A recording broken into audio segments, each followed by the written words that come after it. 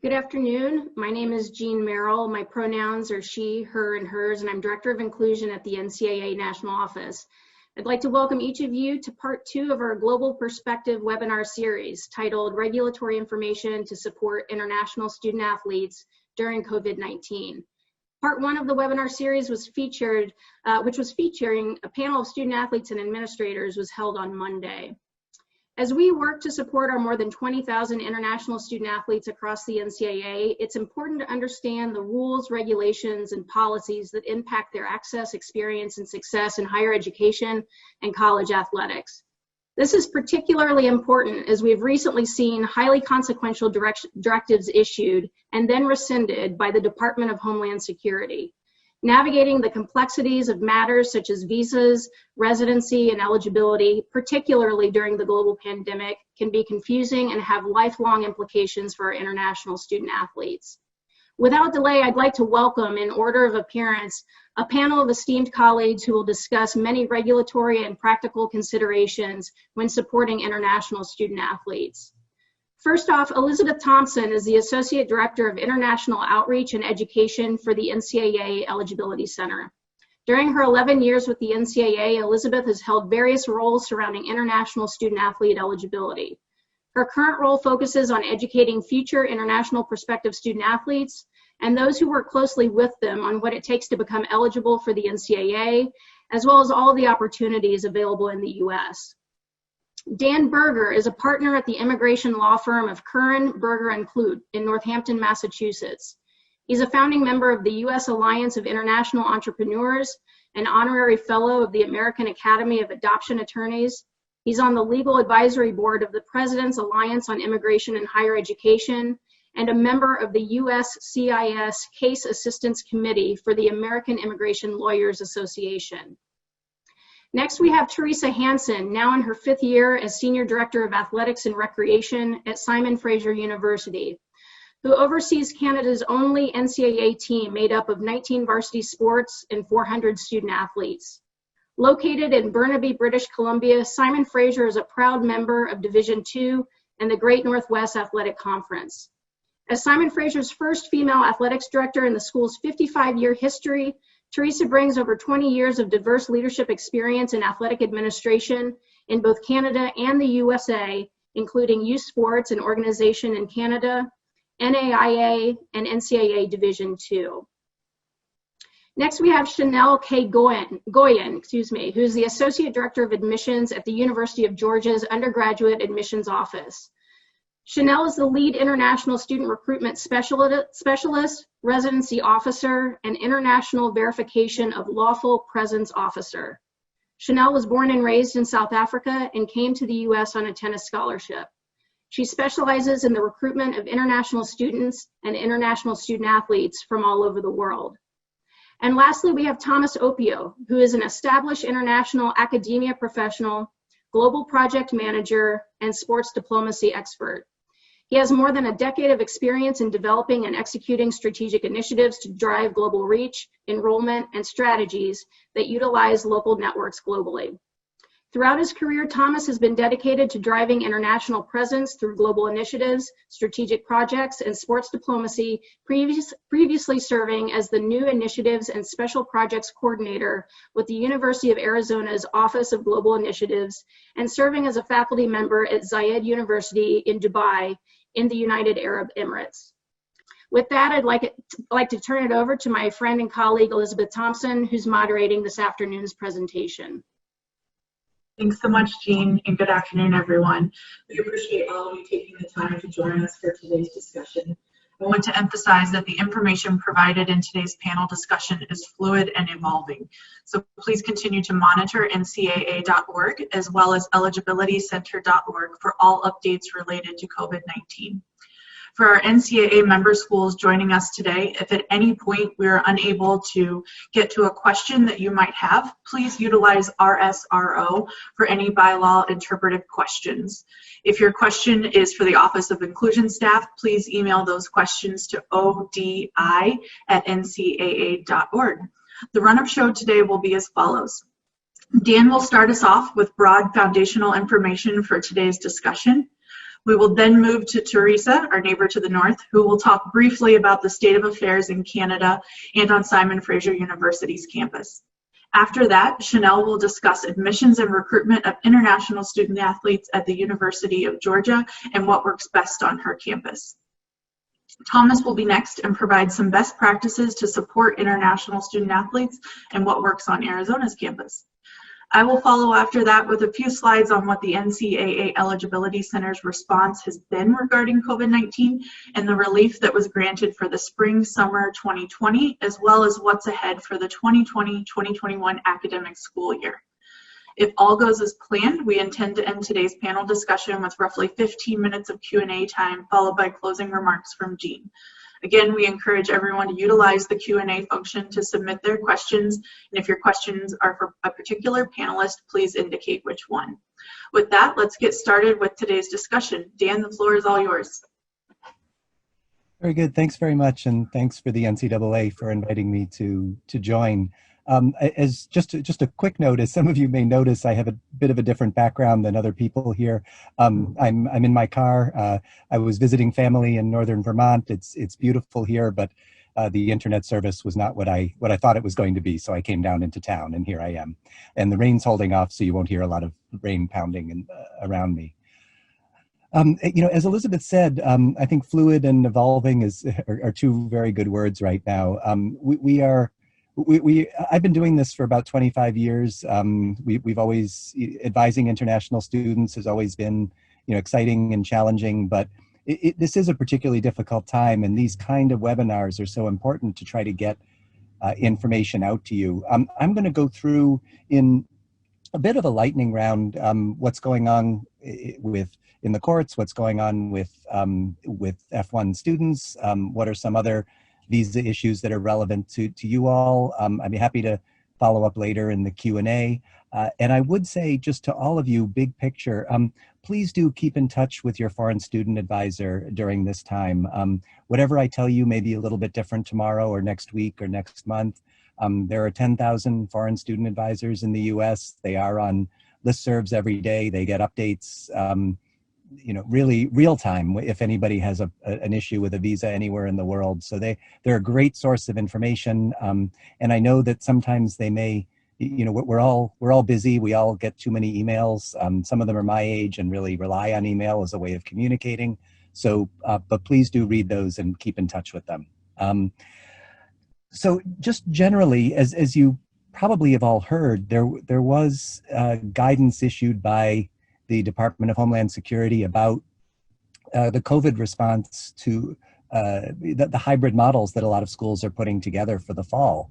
In March, thankfully, the Department of Homeland Security basically came out, and we have to give them a lot of credit. They issued guidance which was really pretty flexible. They said, look, to schools, do what you have to do, adapt to the public health emergency. If you need to go online, if people are stuck abroad, we understand, and we will just notify us within 10 days if the school changes their curricular instructional plan. All through the summer, schools have been asking the Department of Homeland Security for updates. What does this mean for the fall? And just recently, just a few weeks ago, there was new guidance issued finally, which really was extremely negative and very disappointing, and really ignored a lot of the questions and the suggestions that came from higher education. And it basically, I won't go through it now, but it basically said that it would be extremely difficult to be involved in a hybrid or an online program, which most schools are doing. There were a variety of lawsuits filed, and Harvard and MIT led the charge. 17 or 18 states joined in that suit. The state of California sued, the state of Washington sued, Johns Hopkins University sued, all in different parts of the country. It was really just a tremendous outpouring of support for international students, I would say. I haven't seen anything quite like it.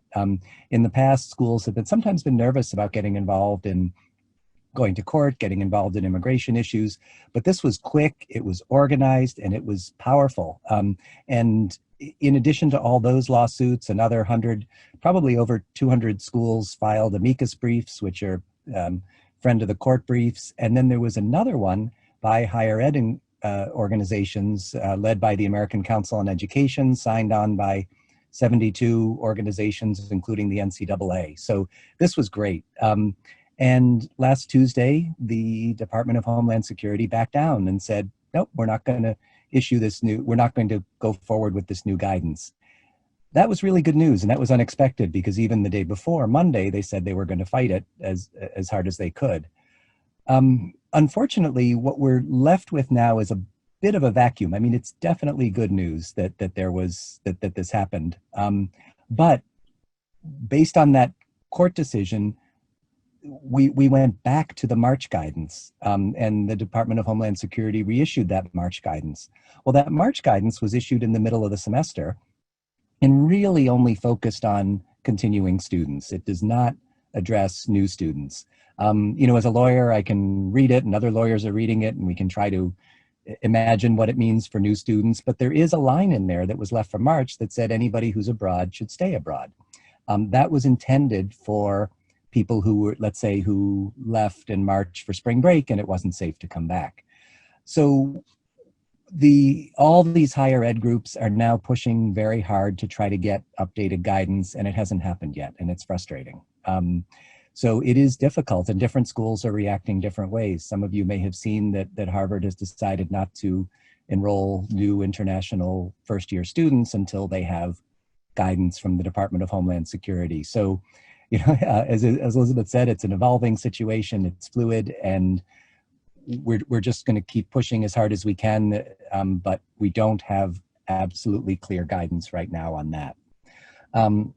Just very quickly, there was also a decision, as you may have heard, about DACA. If there are some of you, and I imagine there are out of 20,000 international athletes who are on DACA, the Immigration Service is supposed to be accepting new DACA applications. DACA was saved, and we're waiting for guidance on how to do that. But if any of you are in a status other than F1 visa, where you can get advice from your foreign student advisor, please reach out to an immigration clinic or to me or to somebody else for advice, just to make sure. If you look at immigrationlawhelp.org, it's a guide to free legal services in your area. Couple other quick trends. For those of you who are joining us from abroad, U.S. consulates and embassies are just reopening now. They're calling it a phased reopening that started next week for visa interviews. Foreign students have always been prioritized in August, but again, it's just beginning. It's very uncertain. There are bans from certain countries because of COVID, such as Brazil, China, Iran. So again, we're watching that. It may be difficult for some of you to get visa appointments before the start of school, but please keep in touch with your foreign student advisor about how much to push. If you're in the US and you're changing to student status, again, those applications by mail are also slow, and stay tuned. And then I'd be glad to talk a little bit later if you'd like about visa options after you graduate, but I know the focus of this is mostly on F1 students, so I think I will pause there and move this on to the next panelist. Perfect. Thanks so much, Dan. Just one follow-up question that I had for you that came in from the viewers today was, as many of us know, the topic of name, image, and likeness is at the forefront of college athletics. Can you talk a little bit about some of the challenges around F1 student visas as it pertains to some of the restrictions with employment and revenue gain during that time? Sure, I'd be glad to. And again, this is a very common situation, and there really isn't absolutely clear guidance. You can't look in the laws or the regulations and find something that addresses this situation. In general, F1 students are not supposed to be working unless authorized by their foreign student advisor. That's clear. And this goes back a long way. That these rules were made up in the 1960s and 70s, where the main concern with F1 students was that you would come here, barely go to class, and be working in a restaurant or delivering pizzas, and that the F1 visa was really a trick to get here to work. Those rules haven't really evolved for the modern world, where students are often would love to do entrepreneurial things. They'd love to do athletic things. Musicians would love to play. So I don't have clear guidance for you. What I would say is, in this political environment, just be careful. Keep in mind that anytime you are making money could be interpreted as employment. It could be interpreted as compensation for your services. And keep in mind also that immigration officers do Google people. They don't, it varies, but it's pretty common that an immigration officer at a green card interview, or sometimes at an embassy, will Google somebody. And if the first thing that comes up is something that makes it look as if you're working on your LinkedIn profile, or some kind of name and image likeness compensation, that will, even if I can come up with a legal argument that it's not really working, it's going to be a challenge. So I wish I could give you more clear guidance, but I would say just be careful and try to see if there's a way that you can coordinate with your foreign student advisor to have some kind of authorization to do what you want to do. Thanks for that, Dan. The last question we have for you is, you mentioned earlier a website that had free legal services for international students. Could you repeat that website for our viewers to hear? Sure, I'd be glad to. And just to be clear, these are really high quality accredited immigration legal services. Most of them will not know much about F1 visas. So for your F1 visas, stick with your foreign student advisor. This is immigrationlawhelp.org. You can also, I don't have the exact website, but you can also Google the Immigrant Advocates Network. If you Google Immigrant Advocates Network directory, you will find a state-by-state list of free legal services. Perfect. Thanks so much, Dan. We appreciate your expertise. Okay, with that, we'll now move over to Teresa. Good morning. I'm delighted to be here today as a panelist for the International Student Athlete webinar series, and to offer some insight and practical information on the present state of affairs in Canada, and specifically what that means for those international student athletes coming to or returning to Simon Fraser University. As mentioned earlier, Simon Fraser University is the only non-American member of the NCAA, and as such, we have some different challenges with regards to navigating through this pandemic. Of the 19 NCAA sports we sponsor and our 400 student athletes, approximately 15% are international student athletes. We have a total student population of over 35,000 students. We are a large institution, and our full-time international students represent about 20% of the total undergrad population. And those were facts and figures from a couple years ago, so that percentage is higher today. So today I just want to share with you what I know or what I've learned about the international student process, including temporary restrictions or exemptions due to COVID, as well as some basic tips. I am far from an expert in international student affairs, but I have certainly learned a lot over the past 5 months. And if I can offer any advice for athletic directors and administrators, is really to learn the basic rules and fundamentals about international students, passports, study permits, travel restrictions, etc., so you can better understand and navigate these issues and be in a better position to support your international student athletes. At Simon Fraser, we are offering primarily online classes in the fall, with the exception of labs and other courses that require in-person instruction. So for all of the instruction, that's probably about 5% that will be in-person instruction. Students will be living in residence on our campus, and we will be at about 50 to 60% capacity in the residences to allow for social distancing and other health guidelines. Recognizing that the situation remains fluid, here's what I know today about some of the policy issues impacting international students in Canada. The Canadian-US border remains closed to non-essential travel until August 21st. Canada's temporary travel restrictions are based on what they call 2 orders in council. One is specific to entry from the United States, and one is specific to entry from any other country in the world. Currently, international students with valid study permits, or those who have been approved for a study permit on or before March 18th of this year, are exempt from the travel restrictions. Upon arriving into Canada, individuals are required to self-isolate for a period of 14 days.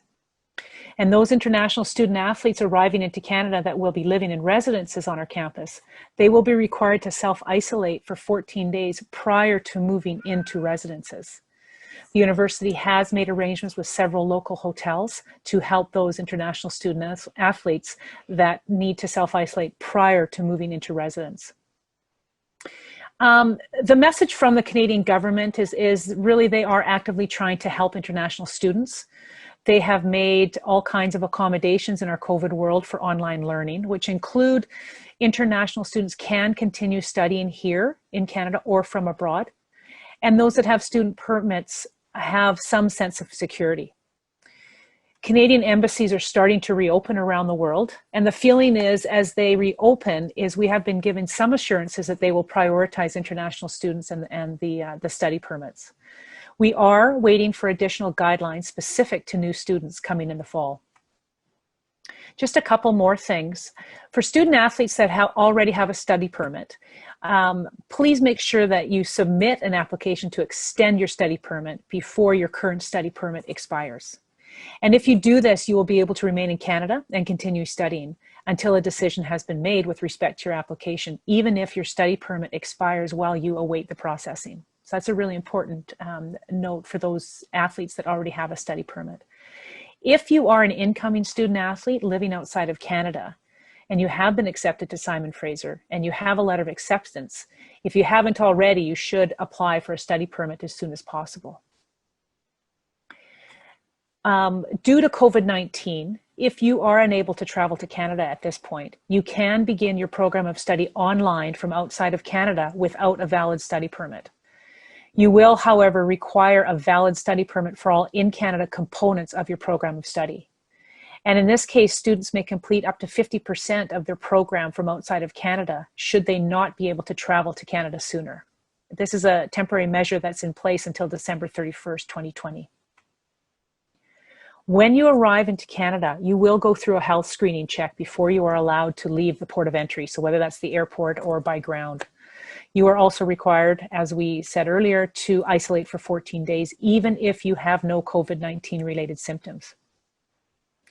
If you're traveling from a country other than the United States, you will also need to demonstrate that you meet one of the exemptions to the travel restrictions, which is by carrying one of the following: a valid study permit or a letter of introduction, or which is known as a study permit approval letter, issued on or before March 18th, 2020.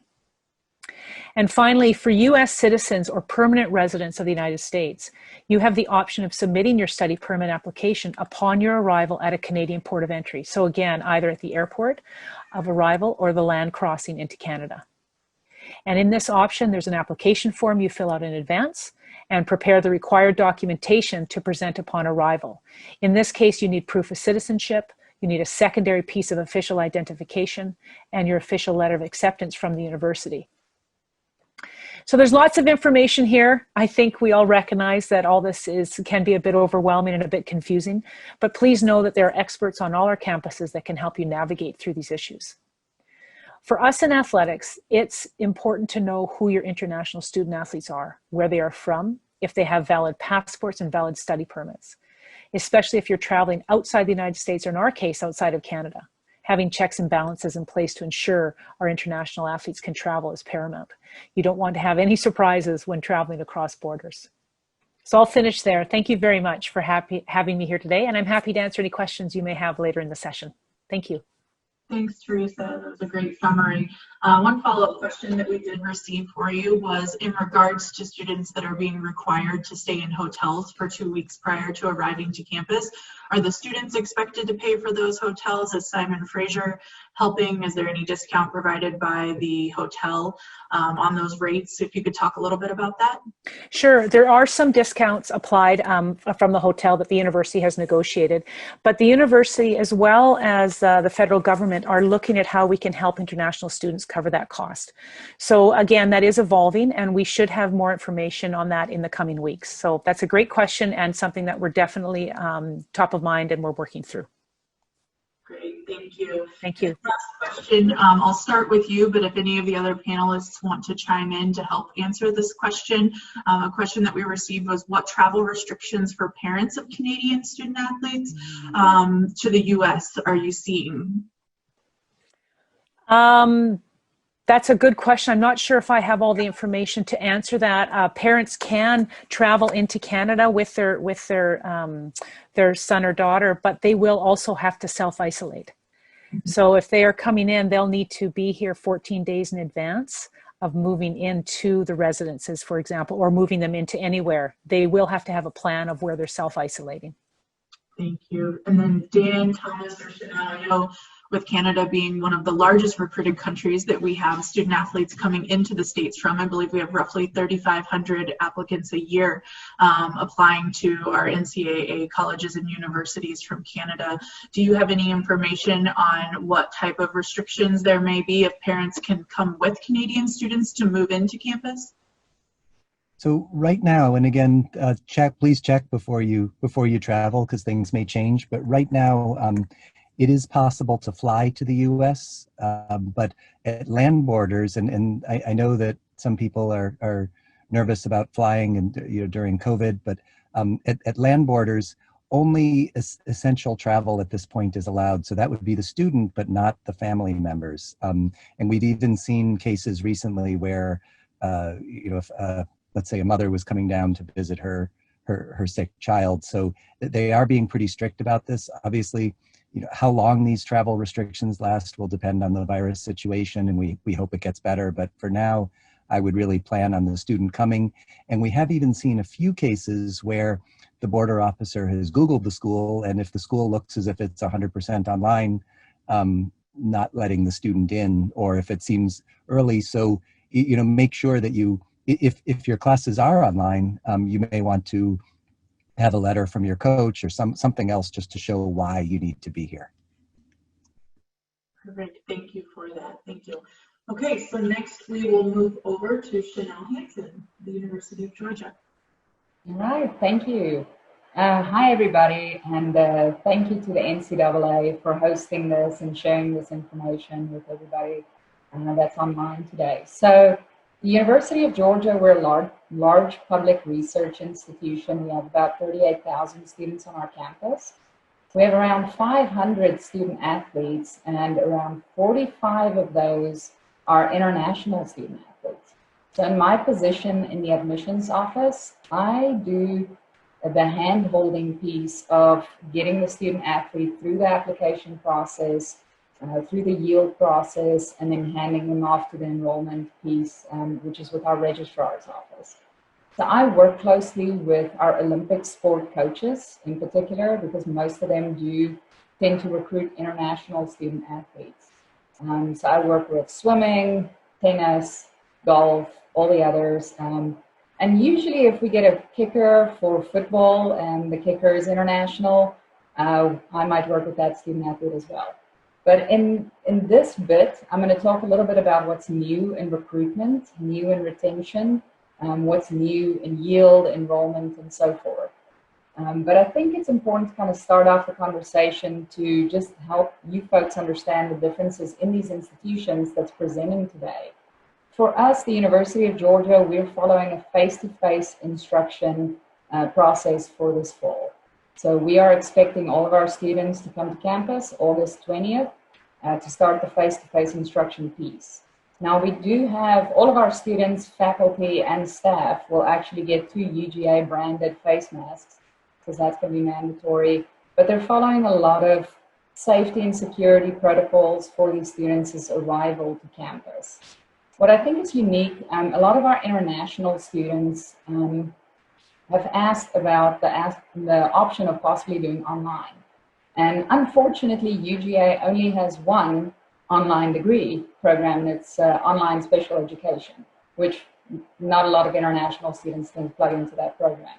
However, if students are running, especially international students, not just athletes, but if they're running into issues where they can't get their visa interview in time before August 20th, then my office, as well as our International Student Life office, is actually working with the student to kind of look at their class schedule and then connecting with the faculty members to see if we can get those classes online for the time being.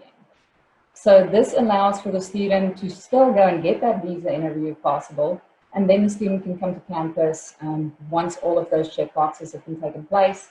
So that gives the student and the family a little bit of ease of mind in terms of just the time frame of what they need to, all the things they need to accomplish before they come to campus. Another thing that I think is important, that a lot of admissions offices, we do a lot of recruitment, and a lot of times athletic departments and admissions departments are somewhat siloed, especially at large institutions. But I must say, what I appreciate of the University of Georgia is I'm well connected with our athletic department, and I know the coaches, and we talk regularly about just the admissions cycle and what that's going to look like to give the student the best possible answers when they hit that application process. So to give you an idea, last year, just my office, we did about 932 on-campus events.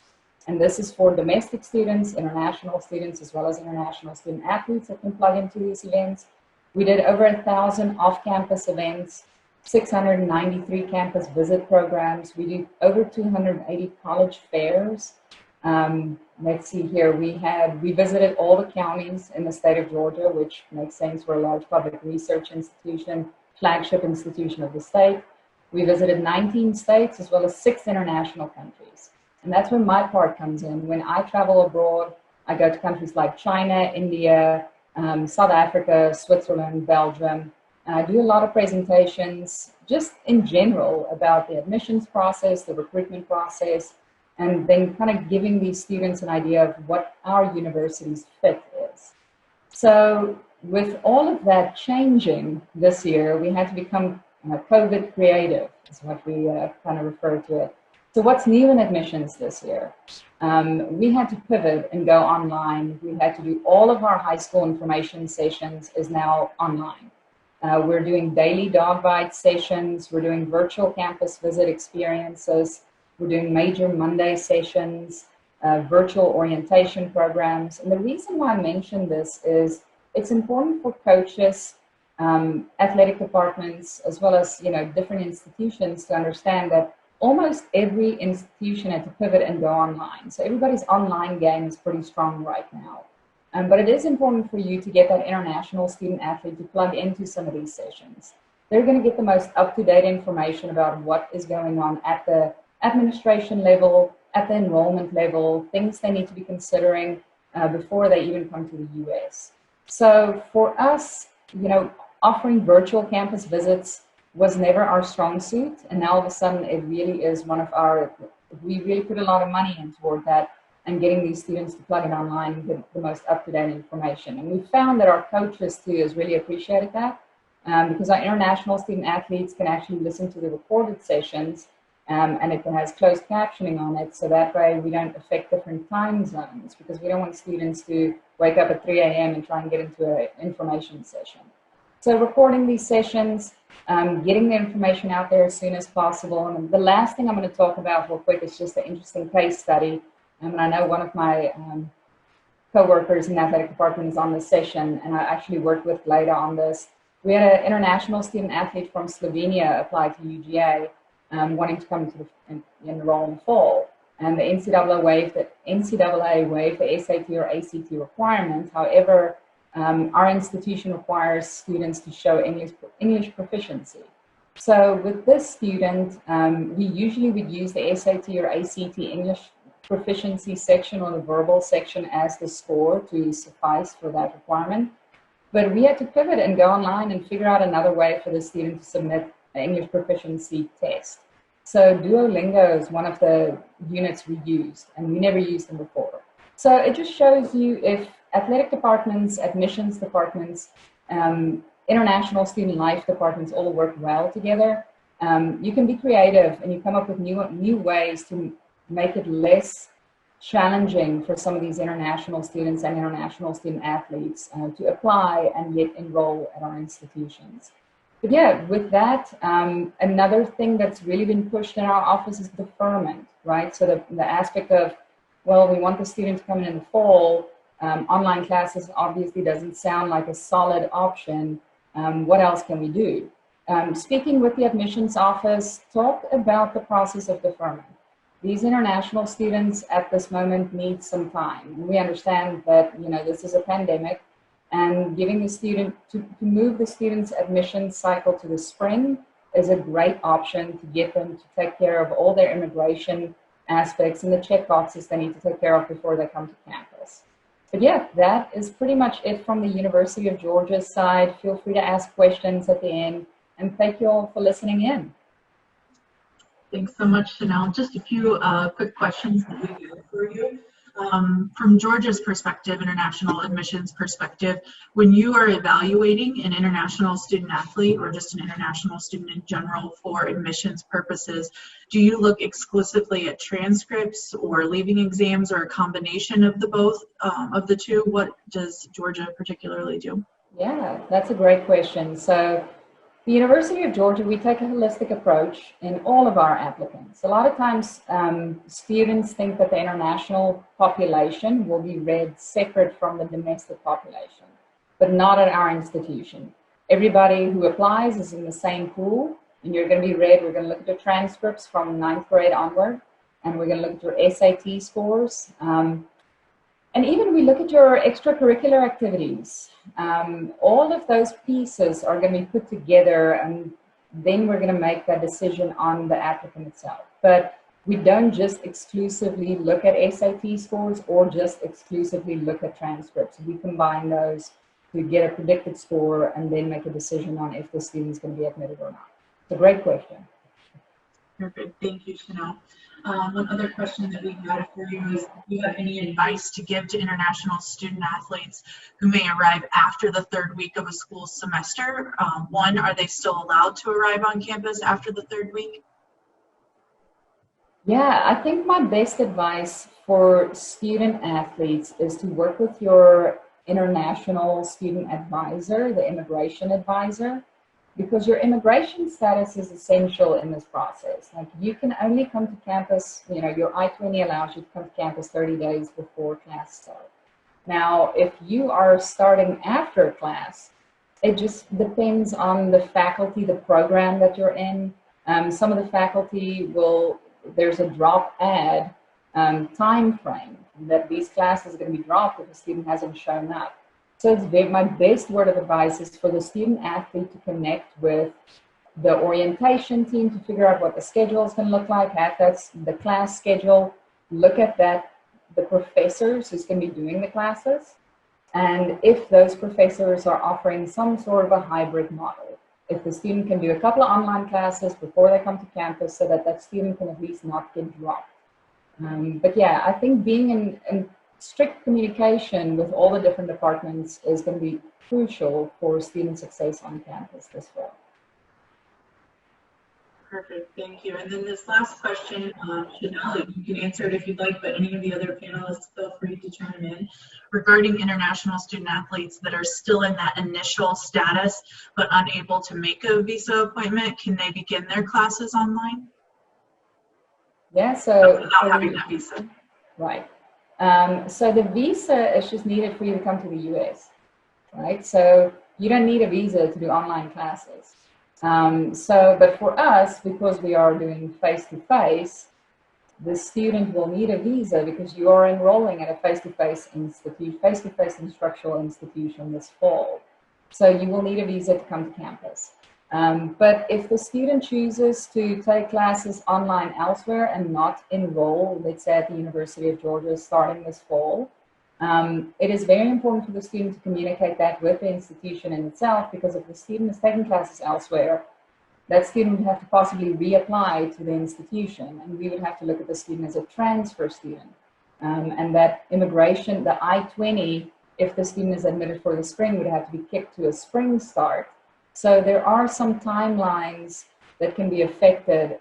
Again, it's very important for the student to not just say, you know what, I'm not going to show up and I'm just going to roll in the spring. It's important for the student to connect with immigration officers as well as the admissions officers to make sure we have everything in check for the student to move forward.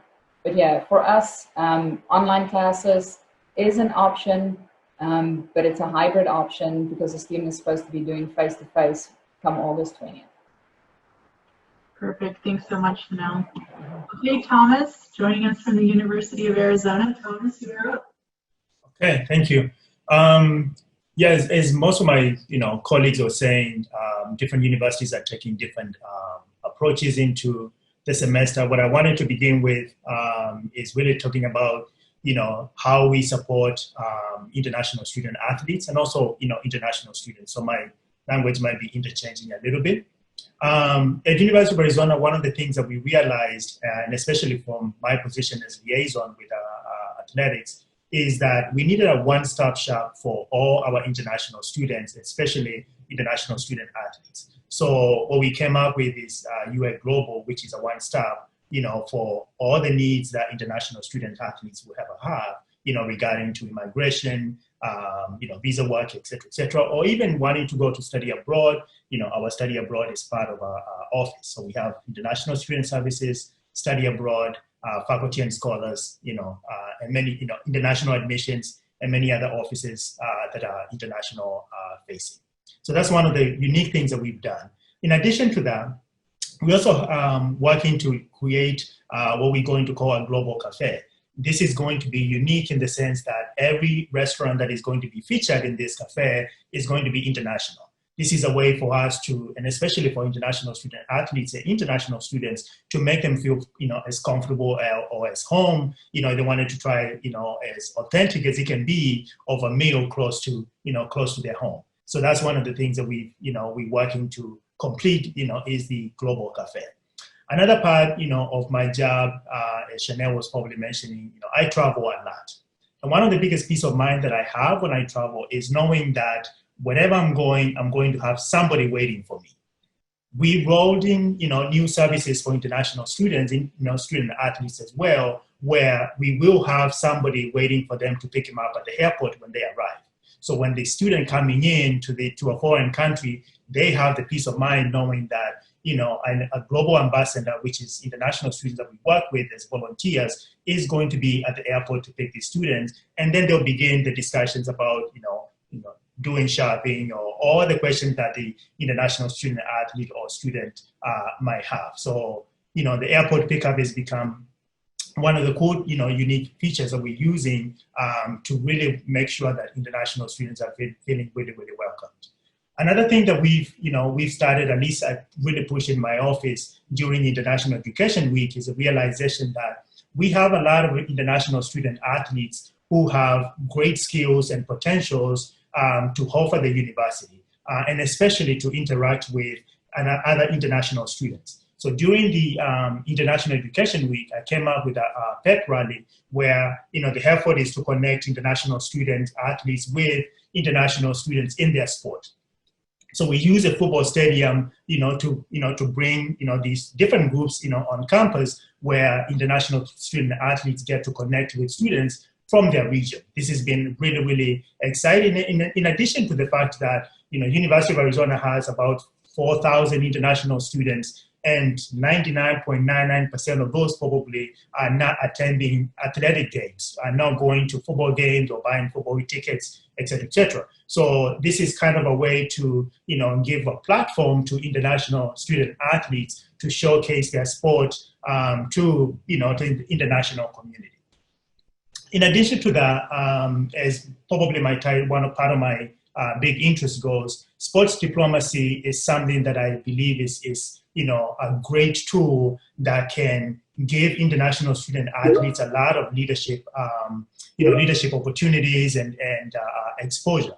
A couple of years ago, came up with the idea of having a sports diplomacy in partnership with some universities to showcase the best practices, that we have in our institutions, and also to give a platform to international students, to begin volunteering or at least getting leadership skills, as I mentioned.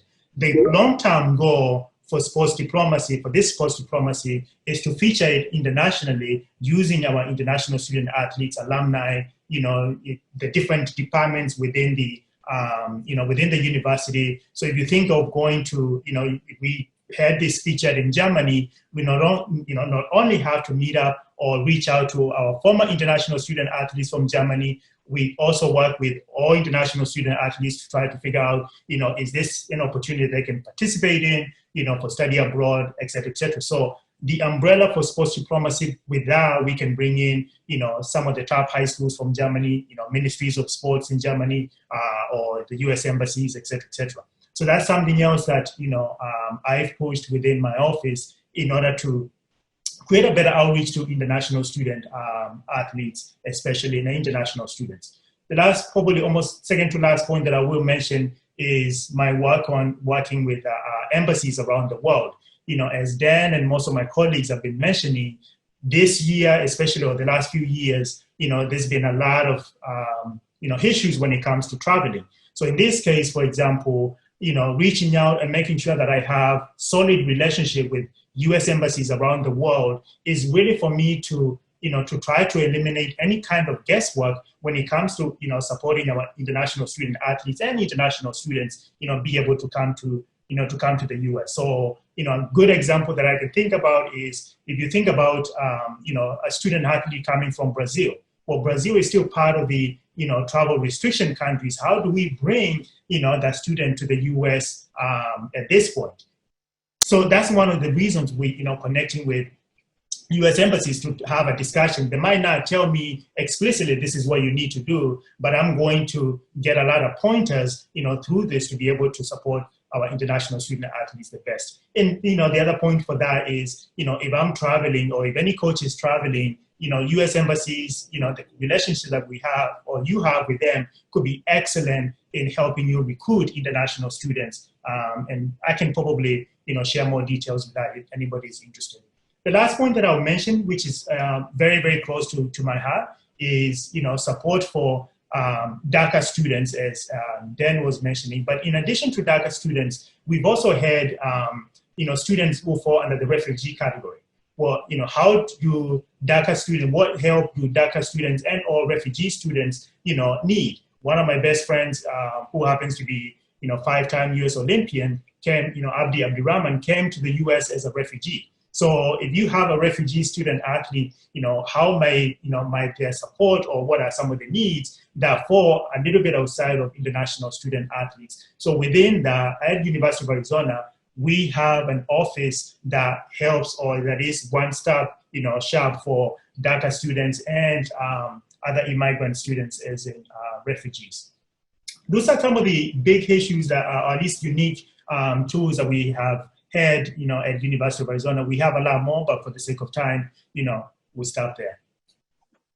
Great, Thomas. Excellent work that you guys are doing there. I love hearing about it. So a question that we got for you was, how do you manage airport pickups with quarantine regulations that are currently in place? That's a great service or feature that your campus offers to kind of help welcome the international student athlete when they arrive. I love that idea. But how does that look in our current environment? Yeah, so in the current environment, I mean, obviously it's really, really tricky because, as Dan was mentioning, there's very few embassies across the world where, they're open for any visa work. But we partner with a local taxi service here and also, using our global ambassadors. Obviously, everybody in the car will have to wear a mask, as they travel. But it's with the current restriction, it doesn't really make it any much more difficult to do it. It's just a little bit challenging, but with wearing of masks and taking all the precautions, obviously that is something that is emphasized. Great, thank you. Another question that we received for both you and Chanel was in relation to academic scholarships and what those look like for international student athletes, and if there have been any restrictions to those given online education versus in-person classes. If either of you would like to talk about that. Yeah, I can definitely talk about that. So I sit on our scholarship committee as well. And this is just academical merit-based scholarships. So again, we don't differentiate between saying, oh, you're an international student athlete, you get some scholarship. And everybody's in the same pool, it's all academic-based. So for us, our biggest scholarship we have on campus is the Foundation Fellowship. And we get quite a few of international student athletes that qualify for that scholarship. So once a student meets the academic criteria for that, the student can get that academic scholarship and then work with the coaches to figure out what type of academic or athletic scholarship they can get, kind of layer on that. But yeah, no, for our institution, if we are doing the online format, let's say we have to pivot and go online for the fall, The scholarship that you were given in the beginning of the fall is going to be the scholarship that you will carry with you if you keep your academic rigor up there. So you're not going to lose your scholarship if you're all of a sudden have to go online or in a hybrid model from the face-to-face structure. So for us, you keep that scholarship. And the biggest thing I've seen in the past with athletes or just international students in itself is if they choose to not come back in a semester, they take a semester off, then sometimes that scholarship can drop off. So it's important for you to communicate with the admissions office or the scholarship coordinator to make sure that if you are taking a semester off and what that would look like if you return again, if you can keep that scholarship. So, but yeah, for us, your scholarship goes with you. Yeah, for us is somewhat similar. We offer merit-based scholarship, which is open to all international students. What we've made it very, very clear, because of the different restrictions that we have. As I said before, we will be open, in the fall. There will be online options, hybrid options. We have all the different modalities, just depending on, to allow students to choose what they want. So if a student has a merit scholarship and they decide to take their classes online from home country, we allow them to use the scholarship for that.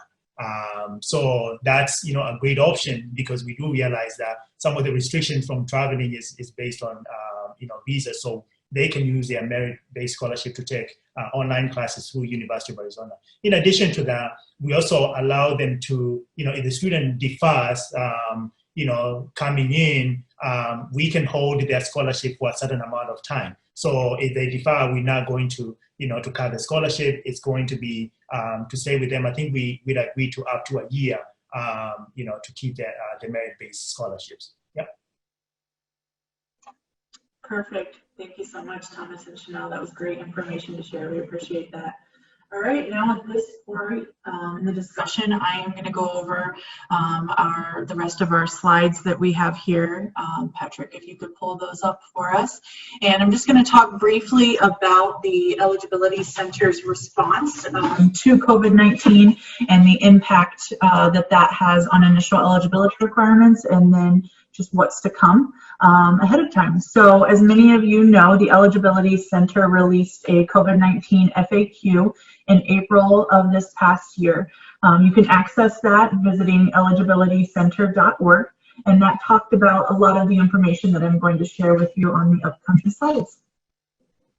So as it pertains to international student athletes for initial eligibility, for those graduating between March and December of 2020, whose expected date of high school graduation fell within those months, they are able to receive a COVID-19 automatic waiver, and I will talk about what the criteria for that is in just a moment, for those who are enrolling full-time for this upcoming fall and winter 2020-2021 school year.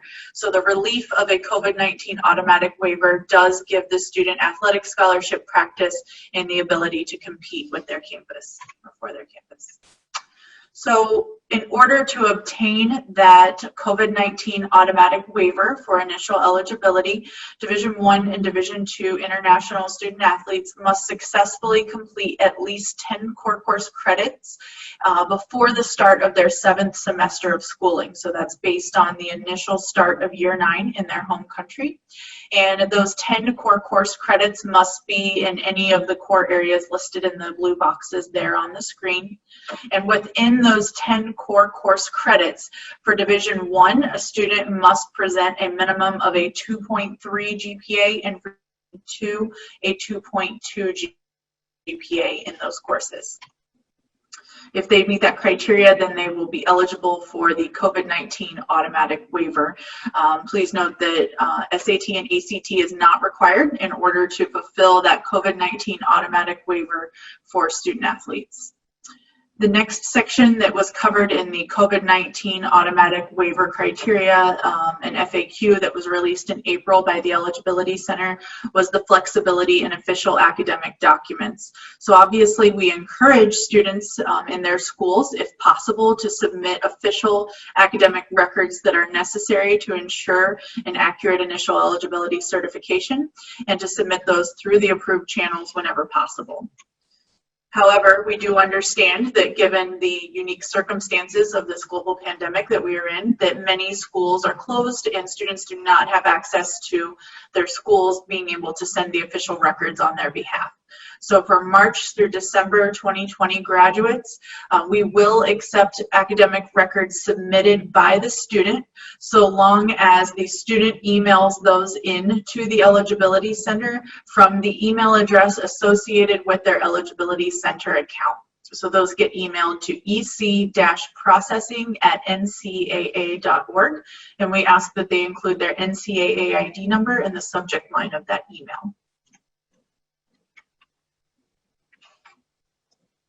Okay. Next, I'll talk a little bit about international leaving exams. Given the impact of COVID-19 on educational entities throughout the world, many countries had to cancel their leaving examinations and opt for a different form of acceptable proof of graduation. And so we recognize that, and we encourage the submission of official year-by-year transcripts for evaluations of international students to see if we can get them to that COVID-19 automatic waiver, looking for those 10 core course units by the start of the 7th semester. If a student is issued a certificate or a diploma that is typically accepted as proof of graduation from their home country, but for whatever reason the leaving exams are not present on that, we will still accept that credential as proof of graduation so long as the name of that credential is listed in our international guide as an acceptable diploma or leaving certificate as proof of graduation. One other thing that can assist student athletes through this process is the graduation timeline confirmation form, which can be found on in the membership portal on the EC resources page. And that is something that can be submitted for students from the appropriate countries in order to extend their graduation timeline if for whatever reason there is a delay in further exams being released. So the update that I wanted to provide everyone, and this is hot off the press, so to speak, is some of the relief around e-learning, distance learning, and hybrid models that are being offered by U.S. high schools. This was just released yesterday, as I said, that the COVID-19 relief that was passed in the spring that allowed for the use of e-learning, distance learning, and hybrid models by U.S. high schools for the purposes of initial eligibility. That will be extended for the 2020-2021 academic school year as well. That pertains to students of all grade levels. So if there is a student who is a freshman or a sophomore or year 9 or year 10 student taking distance or e-learning courses, that will be acceptable for initial eligibility purposes so long as the course is a core course and a passing grade was achieved. So that covers the brief updates that I have from an initial eligibility standpoint. As many of you know, there are lots of questions around additional relief for the 2020-2021 academic school year. What I would just suggest is that everyone monitor eligibilitycenter.org as well as ncaa.org. All of our staff is working with our member institutions as well as the appropriate committees to review what additional relief can be provided to incoming international student athletes and incoming student athletes as a whole. So please just continue to monitor that as we will share any further updates that we have. And then lastly, also follow us on social media.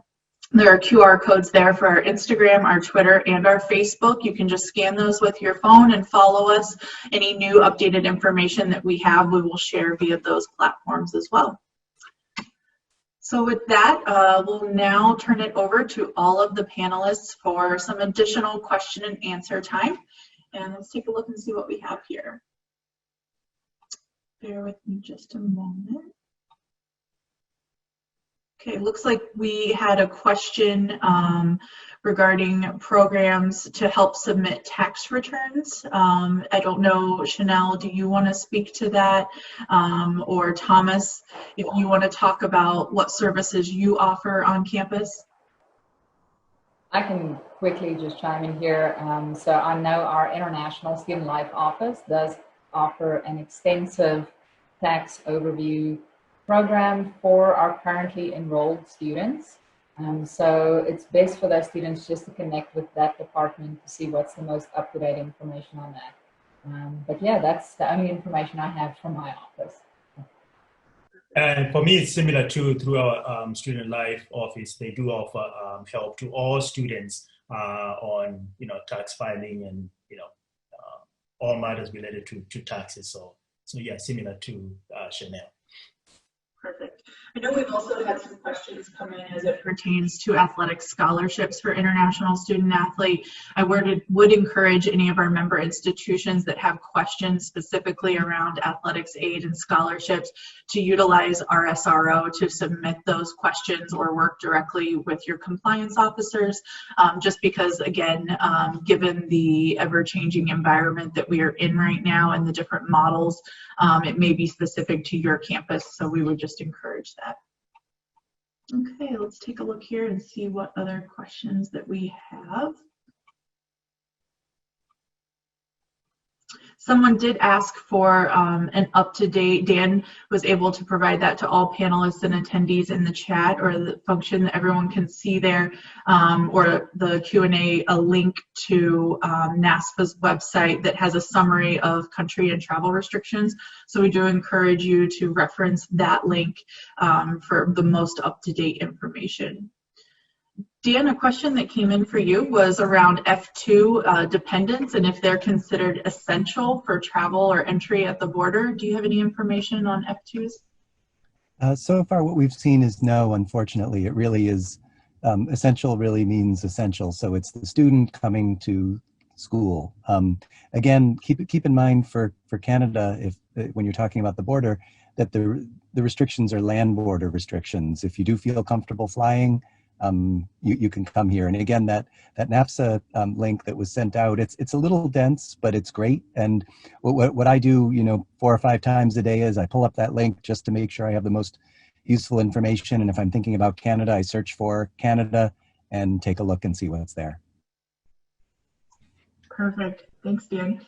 Teresa, a question that we had from one of your conference colleagues at the GNAC in Alaska asked if you have any insight into U.S. students crossing the Canadian border or to get to Alaska. So what type of challenges are you seeing with conference play and border crossings and mandatory quarantines in your conference?